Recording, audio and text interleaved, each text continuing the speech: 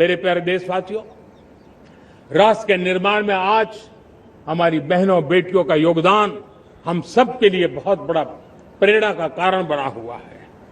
Fighter jet हो या civil aviation, हमारी बेटियां सबसे आगे दिखाई दे रही है। खेलकूद का मैदान हो, हमारी बेटियां आगे दिखाई दे रही है।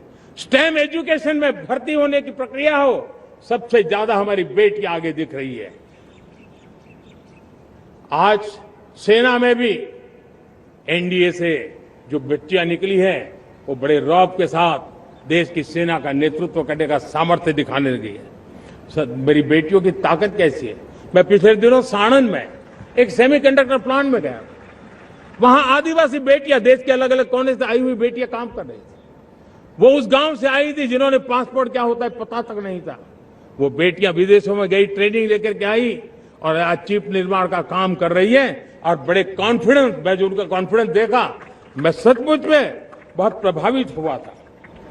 आज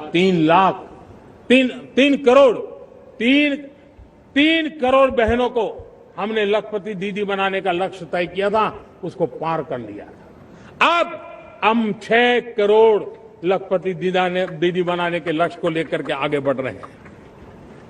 3 करोड़ नई लखपति दीदी बनना मतलब ग्रामीण अर्थव्यवस्था में बहुत बड़ा बदलाव मातृशक्ति के द्वारा आने वाला है। मेरे प्यारे देशवासियों, आज पंचायतों में, नगर पालिका में, महानगर पालिका में बहुत बड़ी मात्रा में हमारी महिलाएं जनप्रतिनिधि बनकर के देश का मार्गदर्शन कर रही है, समस्याओं का समाधान कर रही है, बहुत ही सक्षम नेतृत्व दे रही है। और इसी को ध्यान में रखते हुए हमने पार्लियामेंट में नारी शक्ति वंदन अधिनियम पारित किया था, लेकिन किसी न किसी कारण से राजनीति के अखाड़े में पिछले 40 साल से ये सपना हमेशा राजनीतिक अखाड़े का शिकार हो गया है।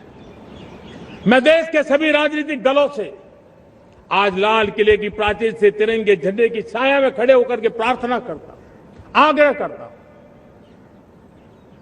आइए उन महिलाओं के सामर्थ्य के पुजारी बनिए, उन महिलाओं के सम्मान में आगे आइए और जल्द से जल्द हमारी माताओं बहनों को 33% विधानसभा और लोकसभा में उनको प्रतिनिधित्व मिले। वे भारत की नीति घड़तर के अंदर अपना योगदान दे, समय की मांग है।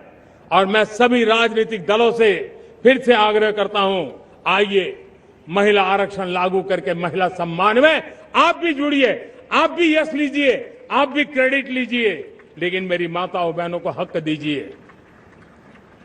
मेरे प्यारे देशवासियों, विकसित भारत का संकल्प तभी पूरा होगा जब विकास अंतिम व्यक्ति तक पहुंचेगा।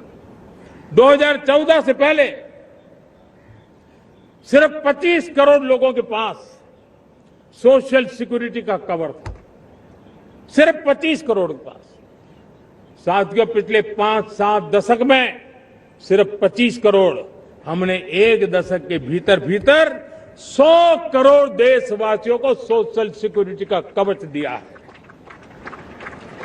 आयुष्मान भारत योजना से 70 साल की उम्र के बुजुर्गों से भी आज 5 लाख रुपए तक मुफ्त दवाई की व्यवस्था हो रही है।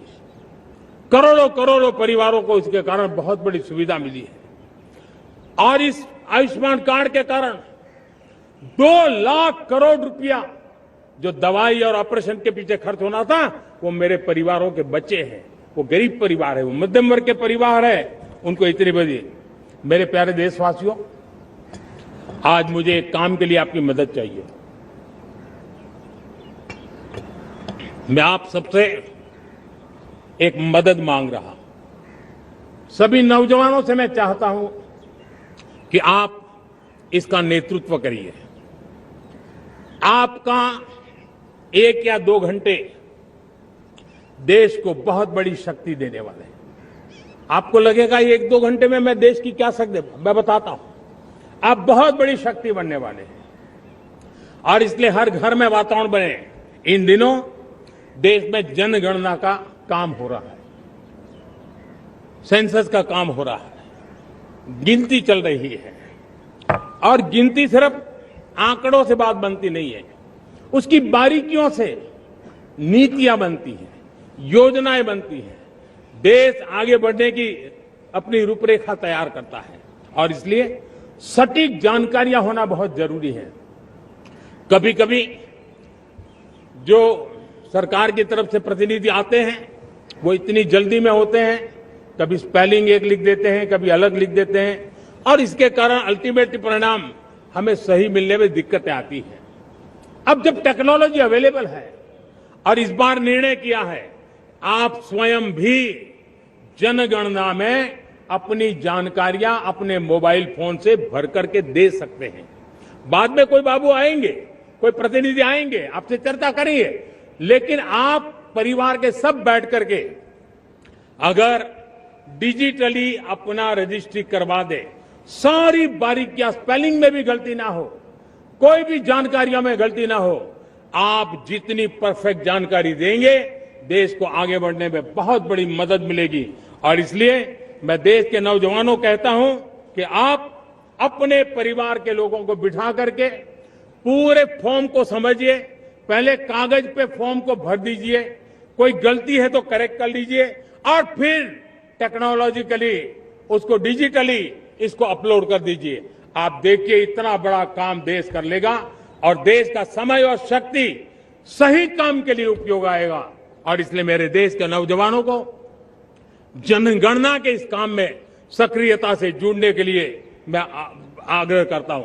मेरे प्यारे देशवासियों, मैंने लाल किले से पंच प्राण की बात कही थी।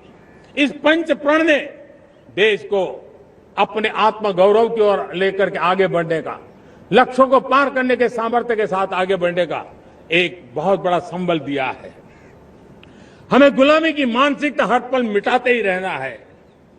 जिस भारत का सपना नेताजी सुभाष चंद्र बोस ने देखा था, बाबा साहब आंबेडकर ने देखा था, पंडित नेहरू ने देखा था, सरदार पटेल, भगत सिंह, सुखदेव राजगुरु ने देखा था, डॉक्टर श्यामा प्रसाद मुखर्जी ने देखा था, भगवान बिरसा मुंडा ने देखा था, ज्योतिबा फुले ने देखा था, उन सब से प्रेरणा लेकर के हम आगे बढ़े। इस संकल्प को हम दोहराए, स्वयं से ऊपर राष्ट्र का हित हो, स्वयं से ऊपर राष्ट्र का हित हो और कर्तव्य ही हमारी पहचान हो। मैं सभी देशवासियों से कहूंगा, समय हमारा है। मैं सभी देशवासियों से कहूंगा, समय हमारा है, अवसर हमारा है, संकल्प हमारा है। आइए सपनों को संकल्प बनाए, संकल्प को सामर्थ्य बनाए और सामर्थ्य को सफलता में बदल के रहे। आइए हर कदम को विकास का कदम बनाए, कदम से कदम मिलाए, मन से मन मिलाए, लक्ष्य से जुड़े रहे। एक दीप से जले दीप हजारों, आओ मिलकर विकसित भारत बनाए। इसी एक भावना के साथ इस मंगल पर्व पर आप सबको अनेक अनेक शुभकामनाएं। मेरे साथ बोलिए, भारत माता की, भारत माता की, भारत माता की, वंदे वंदे वंदे।